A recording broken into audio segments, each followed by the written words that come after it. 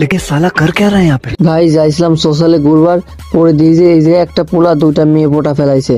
আমি একটা পটাবার পারিনি, আরে দুইটা মেয়ে পোটা এখানে ইমোট দেখাচ্ছে। তো গাইজ আমি যে তখন সোশ্যালে আসি তাদের তো একটু বিরক্ত না করলে হয় না। তো চলো গাইজ এই তিনজনে কি পরিমাণ বিরক্ত করি তোমরা দেখতে থাকো লাস্ট পর্যন্ত কি হয়।